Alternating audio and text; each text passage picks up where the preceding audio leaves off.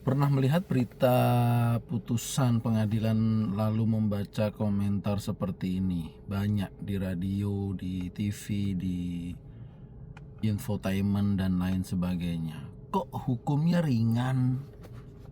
Hakimnya pasti dibayar. Hakimnya pasti pihak sana. Pokoknya tidak ada keadilan dan lain sebagainya. Hampir setiap putusan yang viral selalu menuai pro dan kontra. Tapi pertanyaannya adalah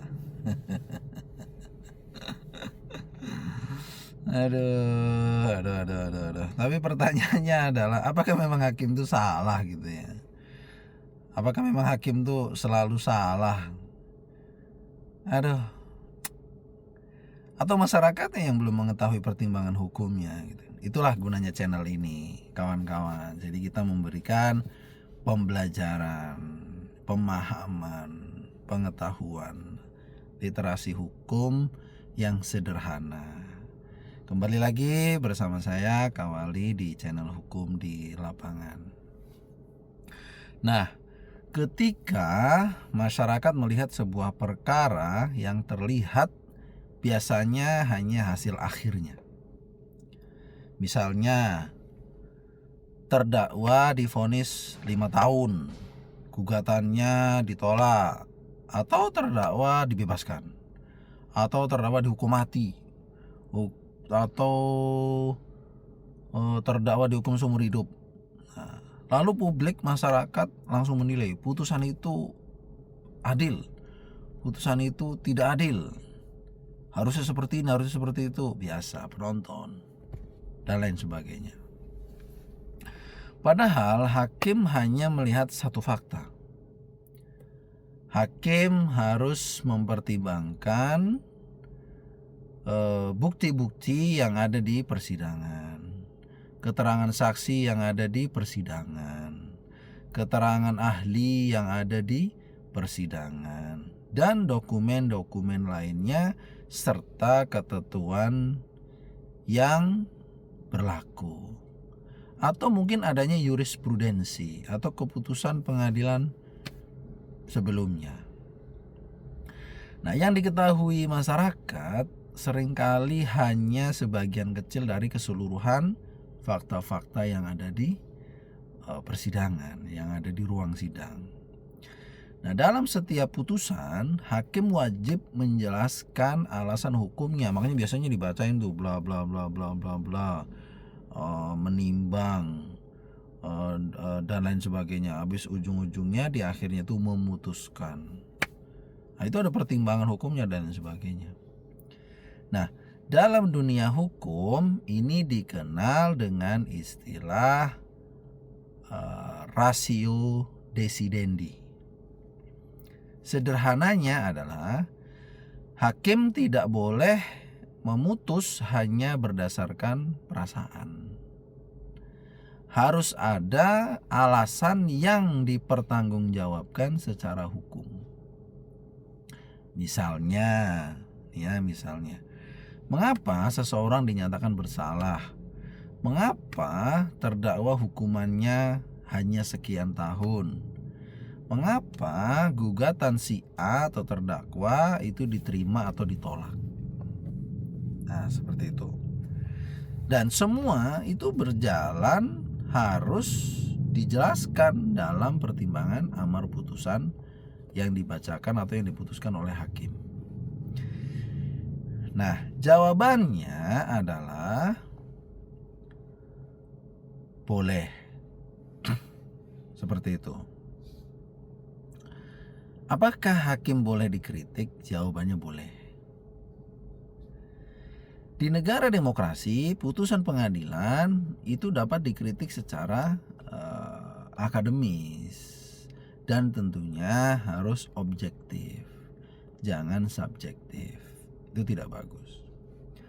Bahkan banyak putusan yang menjadi bahan diskusi di kampus-kampus. Nah, harusnya nih mahasiswa ketika di kampus, apalagi mahasiswa hukum, itu harus membahas ini, mempertengkarkan ini, memperdebatkan ini. putusan-putusan hakim atau perkara-perkara yang sedang berjalan di pengadilan. Bukannya ketika dosen nanya, hening itu kelas. Ditanya apakah ada pertanyaan, hening semua, pura-pura main handphone, pura-pura nulis, pura-pura garuk-garuk dan lain sebagainya. Jadi hanya mendengarkan apa yang dosen jelaskan. Itulah semua mahasiswa, mau ekonomi, mau hukum, mau politik, mau apa sebagainya. Bahaslah semua polemik, semua masalah, semua putusan yang berkaitan dengan materi yang ada di sekolah gitu, yang ada di kampus. Namun tentunya ada perbedaan antara kritik dan fitnah. Kritik yaitu membahas alasan hukumnya, sedangkan fitnah itu menyerang pribadi hakim itu sendiri yang tentunya tanpa dasar, namanya juga fitnah, ya kan?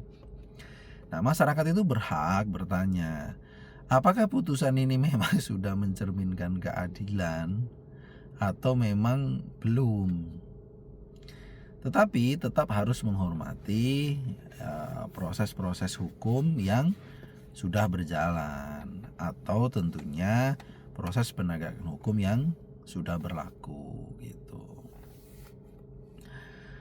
Nah, apakah hukum dan keadilan itu tidak selalu dipandang sama? Ya, ini bagian yang paling menarik sebetulnya.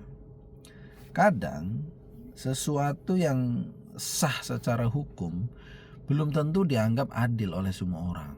Sebaliknya, apa yang dianggap adil oleh masyarakat belum tentu sesuai dengan aturan hukum yang berlaku. Disinilah hakim berada dalam posisi yang tidak mudah. Namanya juga perwakilan Tuhan yang ada di dunia. Ya. Hakim harus menyeimbangkan antara kepastian hukum, keadilan, dan kebermanfaatan hukum.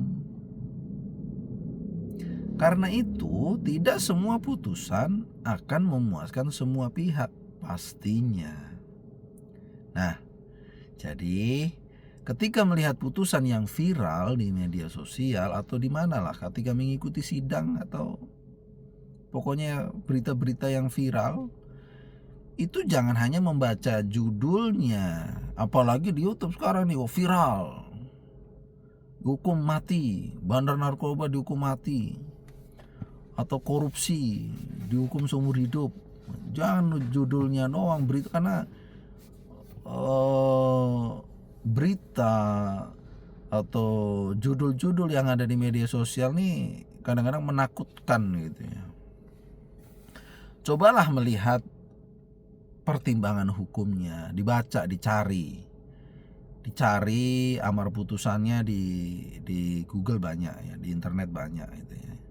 Kita baca, jangan kayak kompor meleduk ketika disulut ada judul yang viral gitu kita langsung terbakar gitu ya, langsung share sana share sini, wah luar biasa itu, bahaya ya. Gitu. Jadi harus dicari pertimbangan hukumnya, dibaca gitu ya, karena hukum memang tidak hanya soal hasil akhir, tapi ada prosesnya gitu ya, yang menentukan soal alasan-alasan mengapa keputusan itu dibuat oleh hakim gitu.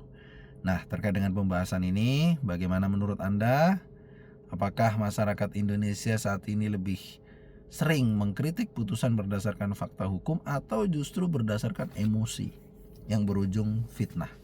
Ya, silakan tulis pendapat kawan-kawan semua ya di kolom komentar. Jangan lupa kita sama-sama membesarkan channel ini. Semoga bermanfaat melihat hukum yang sederhana yang berada di lapangan atau di sekitar kita. Karena hukum bukan hanya soal aturan saja, melainkan kehidupan nyata setiap hari. Terima kasih. Jangan lupa subscribe, share, dan like tentunya. Terima kasih. Sampai bertemu kembali.